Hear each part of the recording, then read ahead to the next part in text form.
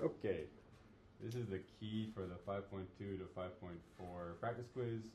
We're going to get started with the sine 4x equals 2 sine 2x cosine 2x. So from the review handout from today, we talked about how whenever you see a number inside the trig value, like a sine 2x, sine 3x, etc., like that's an indication you want to see there's some difference or double angle. So one way we could rewrite this is we could look at sine 4x. If it's an even number, you can rewrite it as sine 2 times 2x. So here we have a double angle identity where the 2x is the u. Okay. Then we can rewrite it as, if you look at our identity for sine 2u, as 2 sine u times cosine u. So this will be 2 sine 2x cosine 2x. That's it. Okay? Pretty straightforward. You could also have solved this by doing a sum identity, but it would have taken you longer. So you could have split this up. You could have rewritten this as sine 2x plus 2x, and that eventually would have gotten you to this answer, but it just would have taken a little longer. Okay? All right, next one. Sine 3x. So again, whenever you see a number inside your trig function, not on the outside but on the inside, that's an indication that you want to use either double angle identity or some difference. So we're going to rewrite sine 3x as sine x plus 2x. We're going to split this up and we're going to expand this with the sine sum rule. So we're going to write it out as sine x cosine 2x plus cosine x sine 2x. Okay? So, cosine 2x. This is my goal. It's really important that you refer back to, okay, what do I want this to look like at the end? Okay, we're going to have that in mind. Sine 2x, I can expand that a little more by doing a double angle identity. I see that none of these have a 2x. See how none of these have a 2x inside of them? That means I don't want a 2x here. This is going to have to get expanded. So the only way to do that is to change this to, just like we did over here on the side, this is going to be cosine x, 2 sine x,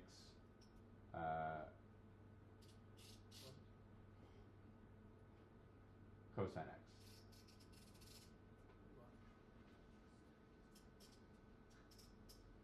Okay, on the left side, let's go ahead and just simplify this. This is going to be the same as 2 sine x cosine squared x.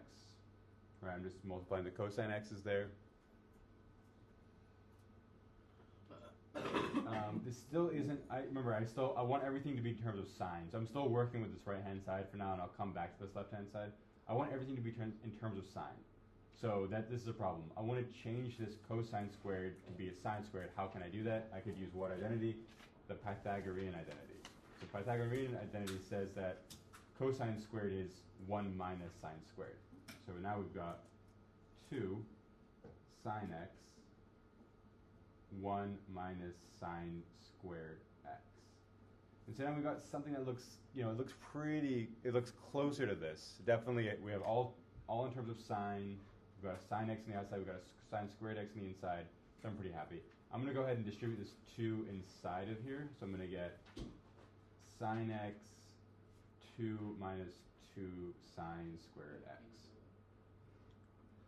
Okay? Now let's take care of the left side. Left side is easier than the right side. So I have sine x, can't do much there. That's going to be my sine x on the outside up here, right? So I'm happy there. This cosine 2x has to change. So again, cosine 2x, there's only one way to change it. It's going to be the double angle identity. I got 3 options. I could have cosine squared minus sine squared. I could have 2 cosine squared minus 1. We're going to have 1 minus 2 sine squared. Which one do I want? Well, I want everything to be terms of sine, so I'm going to use the 1 minus 2 sine squared x. So we have sine x, 1 minus sine squared x, and we're done. Okay, so this drops down. We have sine x, 1 minus sine squared x, sorry, 2, should be a 2 here, my bad, thank you, should be 2 there, plus sine x 2 minus 2 sine squared x. These can be combined to make, if we take a sine x out of everything, I'm gonna kind of bleed into this section here. We're gonna have sine x 1 minus 2 sine squared x plus 2 minus 2 sine squared x. I just factored out, yeah, sorry. I just factored out a sine x out of everything there. And then we'll combine all these terms on the right. 1 plus 2 is 3. Negative 2 minus 2 is 4. So 3 minus 4 sine squared x times sine x. That's not a quiz. That's it. Okay? Is that on a quiz? That's it. Yeah. Okay. It's pretty hard. Alright. Wait. So I'm going to show everything there from the top. We used that sum identity to split up the x into 2x. We applied it, and then we simplified our cosine 2x and sine 2x. We combined like terms, and at the end, we kept referring to what we wanted it to look like and made sure we were changing the identities as appropriate. Okay, I'm going to continue with in the bottom right here. This is an easier one. Let's take a breather. Let's do a little easier one. Sine x minus pi over 2 equals negative cosine x. This is actually not too bad, this one. So whenever you see an addition or subtraction sign here, you want to use some difference. This is going to be a difference, right? So let's write it out. It's going to be sine x cosine pi over 2 minus cosine x sine pi over 2. Well, what is cosine pi over 2? Cosine pi over 2, unit circle, it's 0. So that means that these two together are just 0. Then minus sine pi over 2 is what? Sine pi over 2 is 1. So we have 1 times cosine x, that's just cosine x. So all we have is the minus cosine x. We're done. That's it. So when you see the addition or subtraction, expand it out with sum or difference, and then just simplify the cosine and the sine pi over 2, and you should be left with whatever's on the right. Okay? All right. We're going to come back to this one at the end. Let's keep going. So this is another one that's, again, it's not so bad. You see these addition and subtraction signs within the parentheses that indicates to do sum or difference. So on the left, we're going to get sine x cosine y minus cosine x sine y. And then plus sine x cosine y plus cosine x sine cosine y plus cosine x sine y. Okay, so this was, let me kind of visualize this. This is this one, and this is this one. We just expanded them out. Let's look at the terms here. Sine x cosine y, sine x cosine y. Sine x cosine y plus sine x cosine y is going to be what? 2 sine x cosine y. These two combine to get there. Here we have negative cosine x sine y. Here we have cosine x sine y. A negative plus a positive is what? Just 0. They undo each other. Negative cosine x sine y plus cosine x sine y will just combine to be 0. So all we have is 2 sine x cosine y, which matches what I want. Why does the cosine y not become 2? What is the cosine? 2 multiplying to both. So it's like you have 1x plus 1x is 2x. It's the same idea. Think of this whole product as like an x. Think of this whole product here like an x. If we have x plus x, we have 2x. So it's like sine x cosine y plus sine x cosine y is 2 sine x cosine y. So it's like a variable. Yeah, it's like a variable. Almost treat this whole product like it's one variable. Okay, let us come down here. Sine squared x cosine cubed x equals sine squared x minus sine to the 4th x minus times cosine x. Okay, so this just like, this is a rearranging of, we're basically, if you look at this from left to right, we're down some cosine and we're up some sine. So what happened there? We're keeping a cosine, but we changed some of those cosines to be what? We changed them to be sines. So how do you change from cosine to sine? We use the Pythagorean rule. So let's split this up a little bit. Let's rewrite this as sine squared x, cosine squared x, cosine x. I'm going to keep that cosine x, because I got a cosine x here. Let's keep the sine squared x, because we've got a lot of sine squared x here. But I could change that cosine squared x to be what? What's that the same as? 1 minus sine squared x. So now I have 1 minus sine squared x, sine squared x, cosine x. Let's distribute. Sine squared times 1 is sine squared x. Sine squared times sine squared is sine squared times sine squared is sine to the 4th x, cosine x. And I'm done. That's it. That's what I wanted. Okay. So you're looking at either side. We lost some cosines. We gained some sines. That means, okay, I'm going to have to convert a cosine squared into a sine squared. Yeah, Jude? How did you get 1 minus sine squared x from the cosine x? Like, why did you do Pythagorean, where sine squared x times cosine? Oh, wait, never mind. But, So we're just rearranging this identity here to change that cosine squared x into a 1 minus sine squared x. You could have done something similar on the right side to make it look on the left, but in this case I thought it was easier to just separate this out and convert a cosine squared to sine squared. Yeah, I knew to do that because we had a cosine cubed here, but just a cosine x here, so I lost the cosine squared. So I had to convert from a cosine squared to a sine squared to get this over here. Okay? All right, keeping going. Let's do. The one to the right? Well. Yeah. You want to do this one? Yeah. Okay, let's do this one. All right. So again, from the review, we talked about whenever you see a tan or secant, or in general, you want to convert things to be in terms of what? Sine and cosine. So let's do that. Let's convert. This is going to be sine x over cosine x plus 1 over cosine x. Okay, this is kind of nice. These just combine. So now we have sine x plus 1 over cosine x. But this doesn't quite equal cosine x over 1 minus sine x. One thing we talked about was whenever you see a sine x plus 1 or there's a 1 involved, it's an indication that somehow Pythagorean identity is going to play out here. And a way that we can make that play out is by multiplying top and bottom by cosine x. If we multiply top and bottom by cosine x, Say multiply by 1. you will get sine x plus 1 times cosine x over cosine squared x. Okay? We know that cosine squared x is the same as what Pythagorean identity? It's the same as? 1 minus sine squared. Yes. That is the same as 1 minus sine squared x. Okay?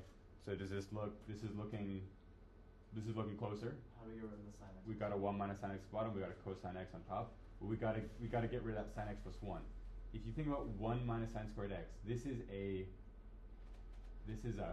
pattern to identify. This is a difference of squares. So we can rewrite it as same top, sine x plus 1 cosine x over 1 plus sine x 1 minus sine x.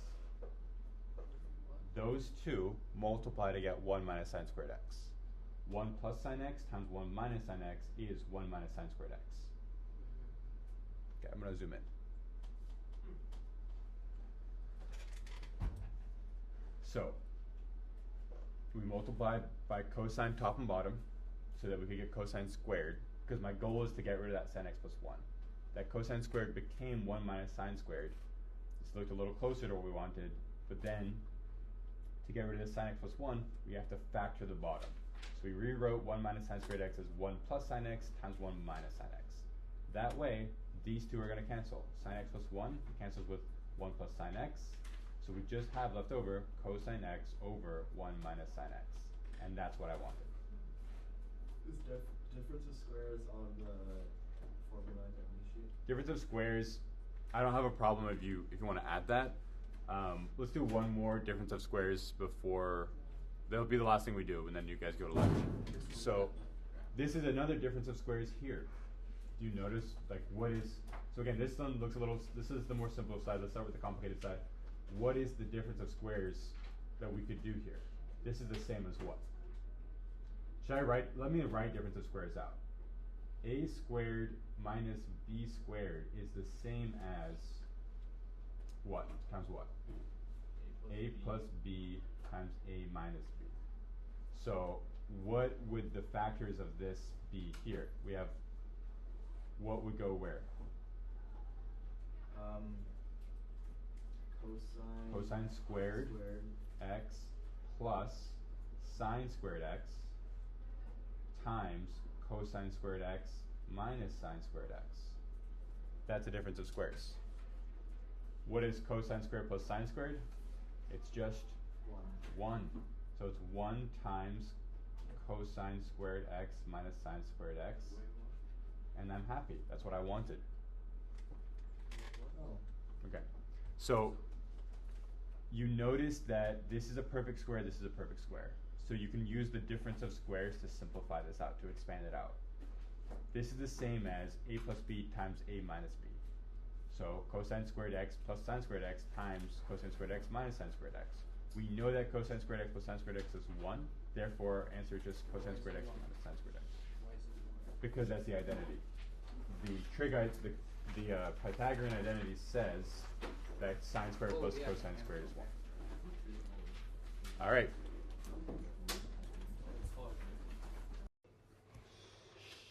Okay.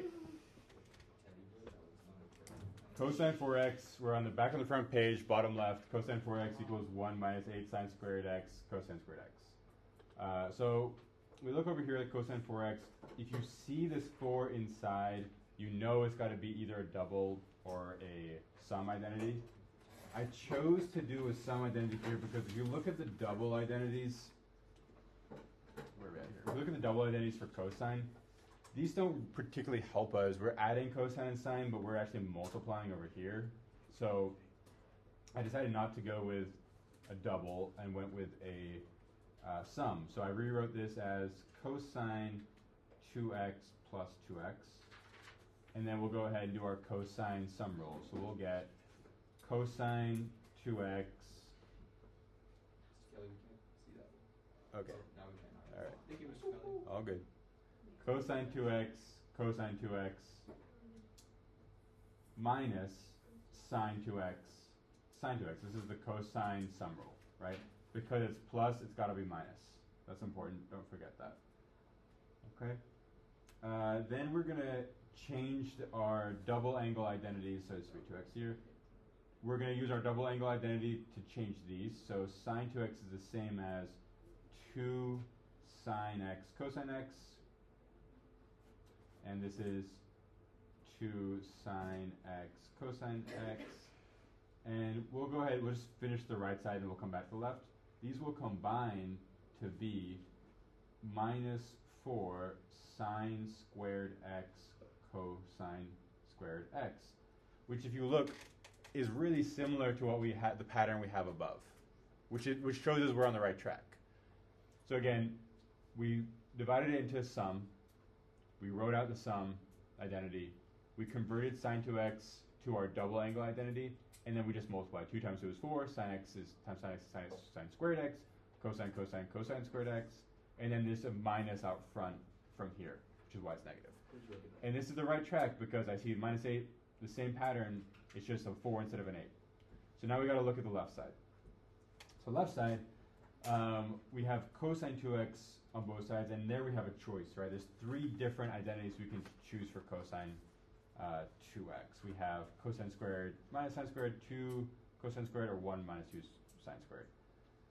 Regardless of which one you choose, you're eventually going to get to the right answer, but you might have to do more manipulating. The one that I chose was to do 2 cosine squared for 1, 2 cosine squared x minus 1 for one of them, and then 1 minus 2 sine squared for the other. And I did that because this is going to multiply sine and cosine together, which is ultimately what I eventually want.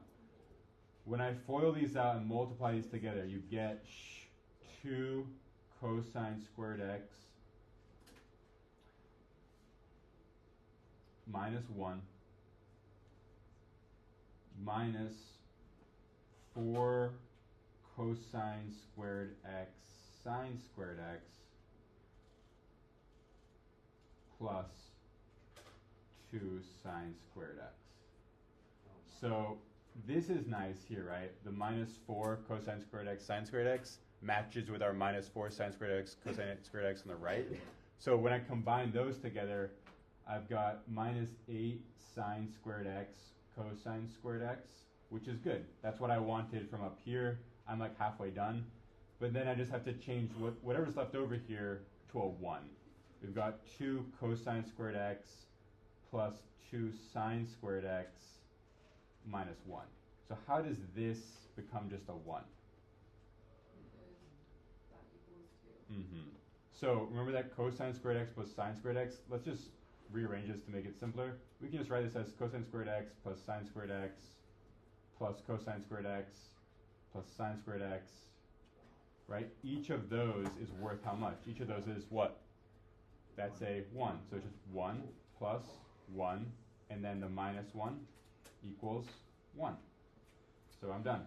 1 minus 8 sine squared x cosine squared x. Done.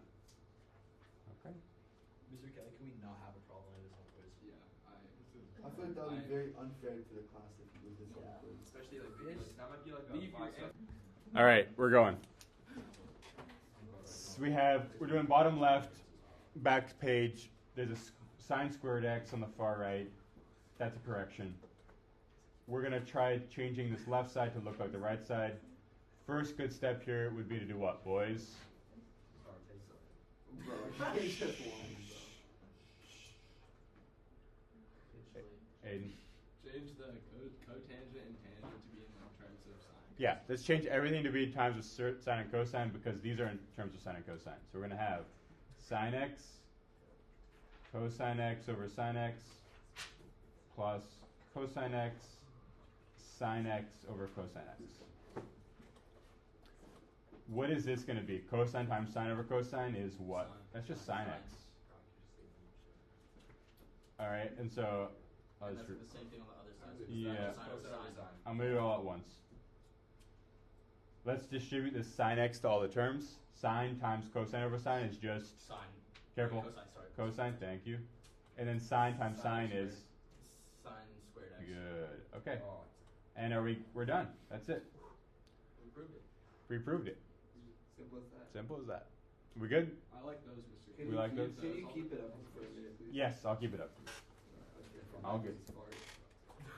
Yeah, so that's still high. Can I take a picture of this one too? Just to have. I'm going to upload the answer key. In fact, I have an extra answer key if you want a paper copy of one. That's fine. I'll just like wait for the video. That would be greatly appreciated if I could snag that. All right, you got it. How about we sit You pre-ordered it. Hey, can you snag me one? Oh, there's only one. Yeah. I'll take it. Okay, last problem. Back page, top right. Cosine 3x is cosine cubed. Cosine cubed x minus 3 sine squared x cosine x. So I talked about this. This is a typo. I talked about this in class. Whenever you see on the inside a number, you either have to use a double or a sum identity. Computer's closed circuits, please. So I'm going to rewrite this as what? Cosine x plus 3, 2x. 2x. That's it. Okay. Now we can do our cosine sum rule. So we'll say cosine x cosine 2x minus sine x sine 2x. Let's convert the right side first, and then we'll come to the left. So right side, remember, sine 2x only has one option, which is nice. So it's going to be sine x minus sine x, 2 sine x cosine x. When I combine all this, I'll get minus 2 sine squared x cosine x. And this looks good because That's pretty close to this, right? So I know I was on the right track. We have a sine squared cosine x. I've got a sine squared cosine x. Looks good. I just need to get one more of those and then a cosine cubed on the left. Okay? So I want cosine cubed on the left. Remember, you've got options for cosine 2x. So what makes sense? If I want a cosine cubed, what makes sense to use? Cosine squared x minus sine squared x. Yeah, that's a great idea because we also want to have one of those sine squared x's as well. So let's rewrite it as cosine squared x minus sine squared x. So right up here, cosine x, cosine squared x minus sine squared x. How many points is the equation? 1 second. Cosine cubed x minus sine squared x cosine x. All right, we're there. We just combine terms and we're done. We have the same term here, same product left and right, so that can be combined into one. Cosine cubed x minus 3 sine squared x cosine x. And that's it.